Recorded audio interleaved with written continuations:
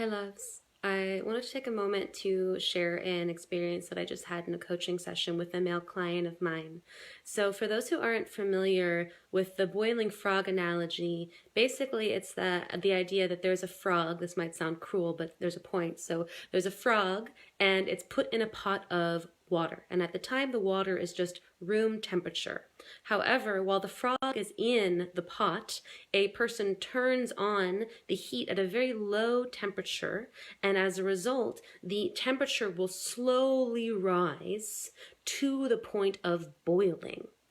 And the thing is, because the temperature is on at such a low heat, the frog doesn't actually realize that the heat is rising because it's rising at such a subtle degree that its body acclimates to the rise in temperature all the way up until its death.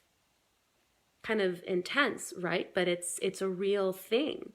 And I was paralleling this with my male client because he's coming to me. He's a man in his mid-50s. He's actually an ex-Navy SEALs and is really seeing how his relationships lack the depth and the intimacy that he is wanting in his life, especially as it applies to women. And a lot of what we're doing together is creating a container where we can look at the places where his own patterning, his own defense mechanisms are blocking him from being able to invite in and drop into the kind of intimacy that he's desiring in his life. And I realized, like, oh, here's a beautiful example of the boiling frog analogy, because in this case, the rise of the heat in the water is like, let's say that when we are young, we are just open and receptive and just purely open-hearted.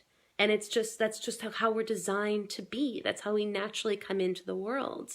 But what winds up happening is that we have experiences in our life, often with our parents or our primary caregivers, where they engage with us in ways where we're hurt, where their own woundings, their own challenges have them be cruel to us or not gentle with our hearts in ways where when we're young, we start just realizing, oh, well, maybe it's not safe to have an open heart. So what winds up happening is we slowly start cultivating these defense mechanisms, these ways that we guard our heart, and this happens on an energetic level. Often we're walking around with these defense mechanisms that they're energetically created. They're like repellents to intimacy, but we don't even necessarily realize that it's happening. And in this circumstance, the rise in water, the rise in temperature in the water is like the rise of the defense mechanisms that get placed around our heart as we walk through a culture that bombards us with not kindness. And we have these experiences throughout our life where we learn more and more, like, oh, it's not safe to be me here, and it's not safe to be me here, or I need to become this in order to protect myself. And because it happens so gradually and over a period of time, we don't even realize that these are defense mechanisms. We just think that, oh, this is just who I am. It's not just who you are. It's that we live in a culture that teaches us that the only way to be safe is to guard and calcify our hearts, because otherwise there will be pain. And that's not to say that there won't be pain in life, but it is actually safe for our hearts to be open. And a lot of what people get drawn to me for is that they've gotten to this point where they realize that there are these protection mechanisms, these patterns, these belief systems that are blocking us from the depth of connection and the profundity of experience that we're desiring in our life because of fears that have been calcified in our bodies.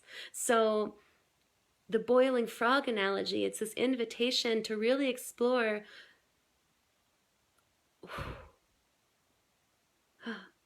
like, what are the layers of defenses that we have picked up along the course of our life that impact our ability to truly connect, to truly be present, to create relationships that deeply fulfill us and have us feel met and seen in the ways that so many of us are hungry for.